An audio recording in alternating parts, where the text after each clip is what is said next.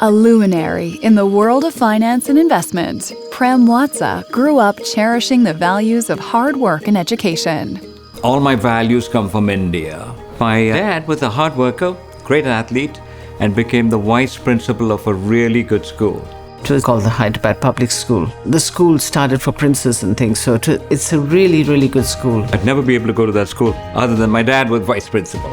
Guided by his father's influence, Prem pursued chemical engineering at the prestigious Indian Institute of Technology. It was here that he met his future wife, Nalini.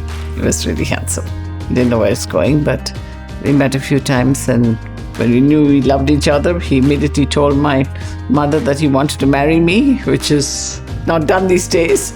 Diploma in hand and recently engaged, Prem took a giant leap, moving halfway around the world to attend Western University. His 3-year plan: earn his MBA, establish a home in Canada, and save money to get married.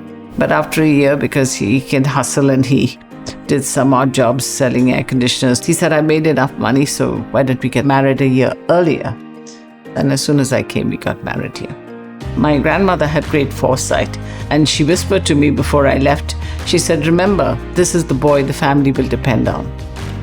And that was a strange statement when I knew that he was penniless. So I didn't know what she meant. But now I know.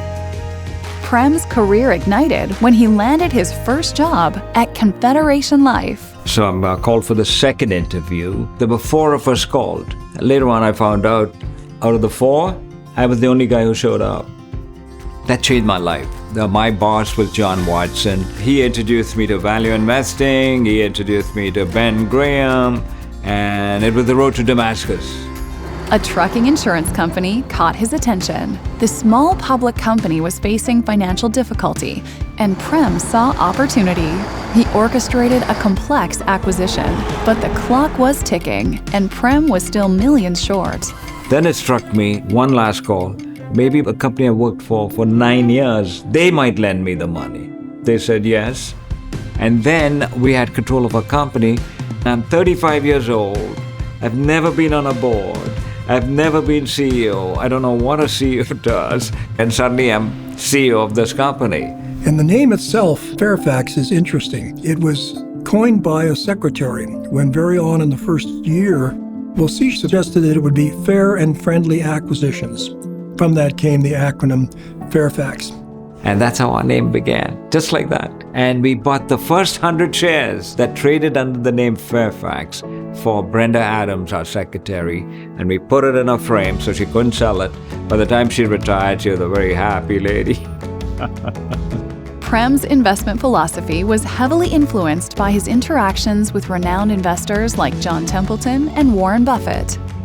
His focus on value investing became a hallmark of his strategy. Canadian Warren Buffett, they refer to you as. I say that and $10 will get you a cup of coffee. Prem and the Hambla Watsa team are value investors. In everything they buy, they have to see value. John Templeton was my mentor. He had this beautiful saying that when a stock price goes down 50%, you should ask yourself, why are you not buying it? When it goes up 50%, why are you not selling it? Value investing is very simply recognizing that when you buy something, the price that you pay is very important. It's contrarian. It's going against the crowd. He could buy these properties at a discount to their book value, which oftentimes is one of the characteristics of value investing, where you buy companies that are out of favor. As Fairfax grew through acquisitions, Prem's principled approach became the unifying fabric, integrating diverse companies into a cohesive and values-driven Fairfax family. It's all about the team. The job of the leader is to create an environment where each of the members of the team can contribute to the very limits of their talent. And guess what happens in that kind of environment? The talents expand. Prem is one of the friendliest people I've ever met. When you talk to him, he cares more about you. He's not talking about himself. He always has your back. He's your biggest cheerleader. 2 of my investment guys have been with me for almost 50 years. Johnny Manal was our chief financial officer, been with us to this day. Rick Salzberg. We never made any decision without Rick Salzberg. Because Fairfax is a team sport. President Reagan had this rule. that anything in the world is possible if you don't care who gets the credit.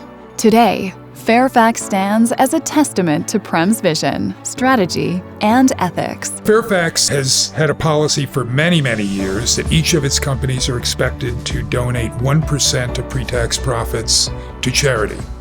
Several years ago, Prem decided to make that 2%. Prem has been an absolutely incredible contributor to the success of SickKids. When you hear him speak about the work that they're doing at the Investment and Pension Committee and what that means in making the lives of our children better while they're going through treatment. And it's just so inspiring and really is another reason to say what a fantastic Canadian Prem is. It's terrific to see that one can do extremely well in business and at the same time be extraordinarily thoughtful citizens of the country or the neighborhoods in which you operate. Please welcome Prem Watsa, inductee as companion to the Order of the Canadian Business Hall of Fame.